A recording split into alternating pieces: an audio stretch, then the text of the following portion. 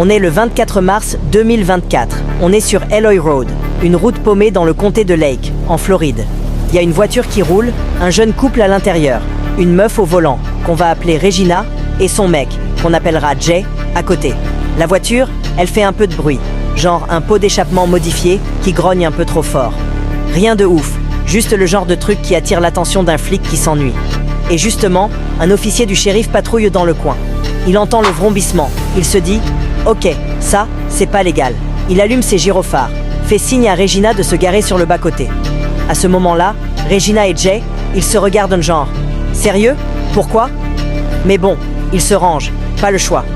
L'officier s'approche de la fenêtre, super calme, presque sympa. Il fait « Salut, ça va? La raison pour laquelle je t'arrête, c'est ton pot d'échappement. Tu peux pas avoir un échappement plus bruyant que celui d'origine, direct de l'usine. T'as ton permis, l'immatriculation, l'assurance ?» Regina, elle reste cool, elle répond « Ouais, je les ai. » Elle tend les papiers, tout va bien. Le flic, il check tout ça et balance, genre pour détendre l'atmosphère. « Écoute, je te dis direct, je vais pas te coller une amende pour le pot d'échappement. » Regina, elle souffle un coup, genre « Ouf !» Mais il demande « T'es la proprio de la voiture ?» Elle fait « Non. » Là, le flic passe en mode procédure. « Ok, mets la voiture au point mort, coupe le moteur, passe-moi les clés. » Regina s'exécute, donne les clés, et le flic lui dit « Reste tranquille. » Jusque-là, tout semble sous contrôle, non? Mais attends, c'est là que ça commence à devenir bizarre. Le flic retourne vers sa voiture, et là, il parle à un collègue qui vient d'arriver en renfort. À voix basse, il lâche « Yo, 31, ça sent la bœuf dans la voiture. » Et le passager, il a une grosse bosse dans sa poche. Il dit que c'est son portefeuille, mais il essayait de planquer un truc. Il passe les clés à son collègue et ajoute « Ça sent l'air, si tu veux fouiller, vas-y. » De retour à la voiture, le flic s'adresse à Jay, le passager. « Yo, c'est pourquoi là ?» Jay, il est déjà un peu nerveux. Il répond « Hein? Pourquoi ?» Le flic, il temporise. « Je sais pas, je vais parler à la conductrice dans une minute. Mais d'abord, ça te dérange si je te palpe pour vérifier si t'as des armes ou quoi ?» Jay, hésitant, fait « Ouais, ok. » Le flic lui dit « Retourne-toi. » Mais là, en le palpant, le flic sent un truc. Il demande « C'est quoi dans ta poche ?» Jay, un peu paniqué, répond « C'est le chargeur. » Le flic pas rassuré lui dit « Sors-le, pose-le sur le capot. » Jay s'exécute, et le flic lui fait « Assieds-toi sur le pare-choc pour moi. » Pendant ce temps, Regina, toujours au volant, demande « Je peux sortir de la voiture, monsieur ?» Le flic, concentré sur Jay, répond « C'est un contrôle routier là, reste où t'es. » Mais avec Jay, ça devient sérieux. Le flic insiste « Ok, dis-moi, t'as quelque chose sur toi? Des armes? Un truc illégal ?» Jay, il jure « Non monsieur, rien. » Mais le flic, il le sent pas.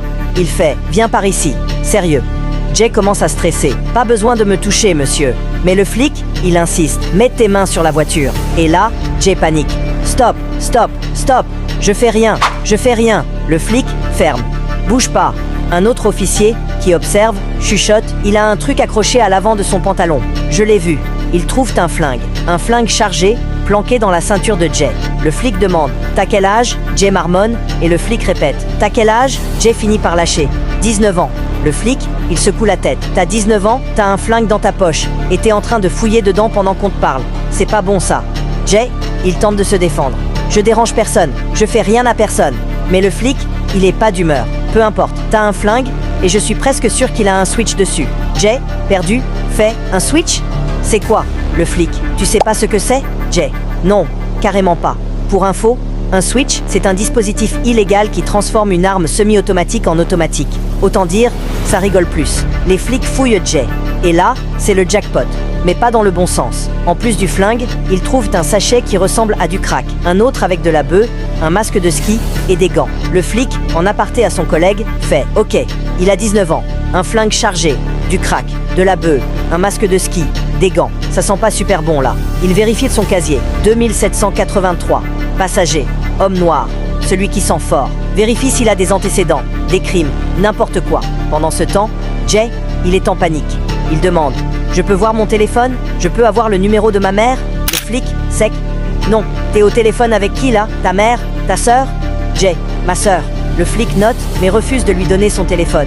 Jay insiste. « Yo, je peux avoir vos numéros? Regina, j'ai besoin de vos numéros. Sérieux. » Regina, Elle essaie de calmer le jeu.